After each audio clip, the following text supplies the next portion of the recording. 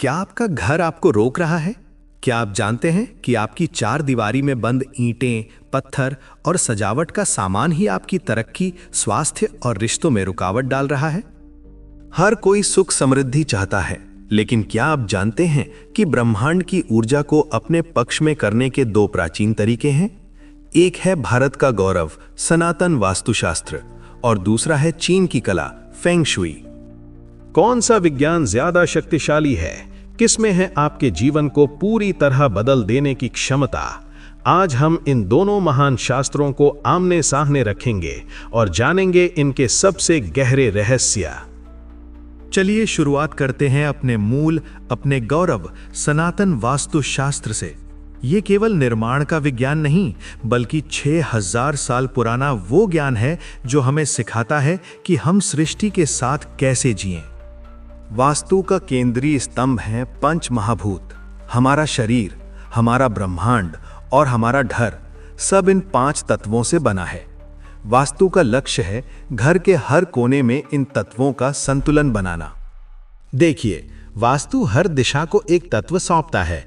ईशान कोण उत्तर पूर्व है जल का स्थान, इसलिए यहाँ पूजा घर या पानी का टैंक सबसे शुभ। आग्नेय दक्षिण पूर्व है अग्नि का केंद्र, इसलिए आपकी रसोई यहाँ होनी चाहिए। और घर की स्थिरता यानी नैऋत्य दक्षिण पश्चिम पर पृथ्वी तत्व का राज होता है, जहाँ घर के मुखिया का बेडरूम होना चाहिए। लेकिन वास्तु का असली वैज्ञानिक आधार है वास्तु पुरुष मंडल। ये एक अदृश्य ऊर्जा आरेख है। वास्तु पुरुष भूमि पर उल्टे लेटे हैं और उनके शरीर के विभिन्न हिस्से 81 देवताओं और ऊर्जा क्षेत्रों का प्रतिनिधित्व करते हैं। एक सही वास्तु आधारित घर इसी मंडल की आज्ञा का पालन करता है। वास्तु हमें बताता है कि घर का केंद्र यानी ब्रह्म स्थान हमेशा खुला और खाली क्यों रखना चाहिए, ताकि आकाश तत्व की ऊर्जा बिना बाधा के प्रवाहित हो सके। ये एक संपूर्ण जीवन शैली है जो ब्रह्मांड की गुरुत्वाकर्षण शक्तियों और सौर ऊर्जा पर आधारित है। अब रुख करते हैं चीन की ओर। ये है फेंग शुई, जिसका अर्थ है हवा और पानी। फेंग शुई का जन्म चीन में लगभग 960 ईसा पूर्व में हुआ। इसका मुख्य लक्ष्य किसी भी स्थान पर बहने वाली ची ऊर्जा को समझना और उसे नियंत्रित करना है। फेंग शुई की जान है ची, वो अदृश्य जीवन शक्ति ऊर्जा जो सब कुछ बनाती है। फेंग शुई चाहता है कि सकारात्मक ची, जिसे शेंग ची कहते हैं, आपके घर में आए और नकारात्मक ची यानी शा ची दूर रहे। फेंग शुई का दूसरा मौलिक नियम है यिन और यांग। यिन शांत स्त्री ऊर्जा है जो बेडरूम के लिए चाहिए। यांग गतिशील पुरुष ऊर्जा है जो लिविंग रूम के लिए चाहिए। फेंग शुई सिखाता है कि इन दोनों विपरीत शक्तियों का संतुलन ही असली खुशी है। फेंग शुई के भी 5 तत्व हैं: जल, काष्ठ, अग्नि, पृथ्वी और धातु। लेकिन ध्यान रहे, ये वास्तु के तत्वों से अलग हैं। यहाँ ये तत्व एक रचनात्मक चक्र में काम करते हैं। जैसे जल से काष्ठ पैदा होता है, काष्ठ से अग्नि जलती है। फेंग शुई इन तत्वों को सही रंग, आकार और सामग्री से बैलेंस करता है। फेंग शुई का सबसे प्रसिद्ध उपकरण है बागुआ मानचित्र। ये घर को 9 जीवन क्षेत्रों में बांटता है। उत्तर करियर है, दक्षिण पूर्व धन है और दक्षिण पश्चिम प्रेम का क्षेत्र। अगर आपके धन के क्षेत्र में रुकावट है तो आप उस क्षेत्र में फेंग शुई के उपाय करके उसे सक्रिय कर सकते हैं। अब वक्त है महामुकाबले का। अगर दोनों का लक्ष्य एक है तो फिर ये अलग कैसे हैं? आइए इन दोनों महान ज्ञानों की तुलना करें। सबसे पहले दोनों ही सकारात्मक ऊर्जा यानी प्राण वायु और ची के मुक्त प्रवाह पर जोर देते हैं। दोनों ही मानते हैं कि अव्यवस्था यानी क्लटर गरीबी और बीमारी लाती है। दोनों ही 5 तत्वों के सिद्धांत पर काम करते हैं और दोनों ही दिशाओं के महत्व को समझते हैं। पहला अंतर, उपयोग का क्षेत्र। वास्तुशास्त्र एक संपूर्ण वास्तुकला विज्ञान है। ये जमीन खरीदने से लेकर नींव, दरवाजों की स्थिति और कमरों के लेआउट तक यानी निर्माण के हर चरण पर लागू होता है। इसके नियम अक्सर संरचनात्मक बदलाव मांगते हैं, जबकि फेंग शुई मुख्य रूप से आंतरिक सजावट और ऊर्जा समायोजन की कला है। ये छोटे पोर्टेबल उपायों पर जोर देता है, जैसे विंड चाइम, कछुआ या क्रिस्टल बॉल का इस्तेमाल। ये आपकी बनी बनाई इमारत के अंदर ऊर्जा को संतुलित करता है। दूसरा अंतर, तत्वों का सिद्धांत। वास्तु में पृथ्वी, जल, अग्नि, वायु और आकाश हैं जो दिशाओं से जुड़े हैं। फेंग शुई में जल, काष्ठ, अग्नि, पृथ्वी और धातु हैं जो रचनात्मक और विनाशकारी चक्र में काम करते हैं। फेंग शुई में वायु की जगह काष्ठ और आकाश की जगह धातु लेता है। तीसरा और सबसे बड़ा अंतर, दिशा निर्धारण।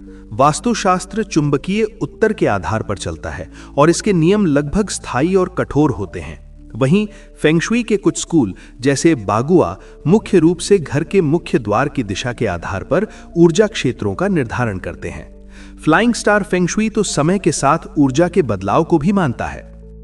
अब जानते हैं कि आप इन दोनों ज्ञानों को अपने जीवन में कैसे उतार सकते हैं। आइए पहले वास्तु के निर्णायक नियमों को देखें। वास्तु नियम 1, सोने की दिशा। वास्तु के अनुसार आपको हमेशा सिर दक्षिण दिशा में करके सोना चाहिए ताकि पृथ्वी की चुंबकीय शक्ति आपके शरीर के साथ तालमेल बिठाए। उत्तर दिशा में सिर करके सोना स्वास्थ्य के लिए नकारात्मक है। वास्तु नियम 2, अग्नि का स्थान। आपकी रसोई अग्नि तत्व का स्थान हमेशा आग्नेय कोण यानी दक्षिण पूर्व में होनी चाहिए और खाना बनाते समय आपका मुख पूर्व की ओर होना चाहिए। ये समृद्धि और अच्छे स्वास्थ्य को सुनिश्चित करता है। वास्तु नियम 3, देवस्थान। पूजा घर हमेशा ईशान कोण उत्तर पूर्व में स्थापित करें क्योंकि ये जल और गुरु ग्रह का क्षेत्र है जो ज्ञान और शांति लाता है। अब फेंग शुई के सरल लेकिन शक्तिशाली उपाय। फेंग शुई टिप 1, धन के लिए लाफिंग बुद्धा। समृद्धि और खुशी को आकर्षित करने के लिए इसे मुख्य द्वार की ओर मुख करके बैठक कक्ष में रखें। फेंग शुई टिप 2, ची का प्रवाह। अपने घर में मधुर ध्वनि पैदा करने वाली विंड चाइम लगाएं जिससे नकारात्मक शा ची टूटकर सकारात्मक शेंग ची में बदल जाए। बांस का पौधा गुड लक और प्रगति का प्रतीक है। इसे पूर्वी या दक्षिण पूर्वी क्षेत्र में रखें। फेंग शुई टिप 3, सुरक्षा। दीर्घायु और सुरक्षा के प्रतीक कछुए को हमेशा घर के पीछे या उत्तर दिशा में रखना सबसे प्रभावी माना जाता है। तो सवाल ये उठता है कि कौन सा बेहतर है, और हमारा जवाब है दोनों ही। आज के आधुनिक जीवन में सबसे शक्तिशाली तरीका है दोनों का समन्वय। आप वास्तु के नियमों का पालन करते हुए घर की नींव, मुख्य द्वार और कमरों का लेआउट तय करें क्योंकि ये संरचनात्मक विज्ञान है। और फिर घर के अंदर की सूक्ष्म ऊर्जा और सजावट के लिए फेंग शुई का उपयोग करें। उदाहरण के लिए वास्तु के अनुसार बेडरूम दक्षिण पश्चिम में रखें और फेंग शुई के युगल बतख यानी मैंड्रिन डक से रिश्तों की ऊर्जा को सक्रिय करें।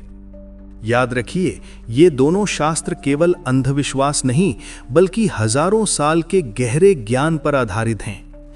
ये आपको प्रकृति के साथ संतुलन बनाना सिखाते हैं। जब आप प्रकृति के नियमों का सम्मान करते हैं तो प्रकृति आपको हर रूप में समृद्धि, शांति और सफलता देती है। तो आप कौन सा ज्ञान चुनेंगे या दोनों को अपनाएंगे? हमें कमेंट में बताएं। क्या आपके घर में कोई खास समस्या है? हमें दिशा बताएं और हम आपको उसका समाधान देंगे। इस वीडियो को लाइक करें, शेयर करें और ऐसे ही ज्ञानवर्धक कंटेंट के लिए सब्सक्राइब करना ना भूलें। मिलते हैं अगले एपिसोड में। तब तक के लिए शुभ वास्तु, शुभ ची और शुभ दिन।